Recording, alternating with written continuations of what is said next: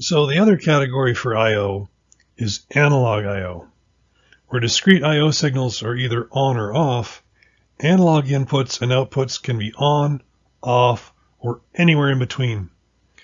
Analog signals represent a continuously variable physical quantity. An easy example to compare discrete and analog, just think of an instrument cluster in a car. A warning light for a low fuel level is discrete. There are only two states. The tank is low or the tank is not low. The light is on or the light is off. A fuel gauge is an analog one. There is an infinite number of states between the full and the empty mark. For many process control applications, the PLC must receive and produce analog signals. These signals are variable voltages or currents within one of the standard ranges below: 0 to 20 milliamps, 4 to 20 milliamps, 0 to 5 volts DC, 0 to 10 volts DC, or minus 10 to 10 volts DC. It is important to pay attention to the specifications of the device you connect your I/O to. Analog I/O modules come in different designs to work with a variety of voltages and current ranges.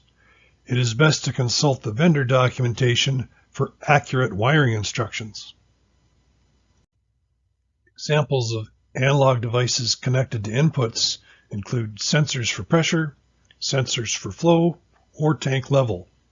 When connected to the PLC, they will provide a proportional voltage or current across the input terminals.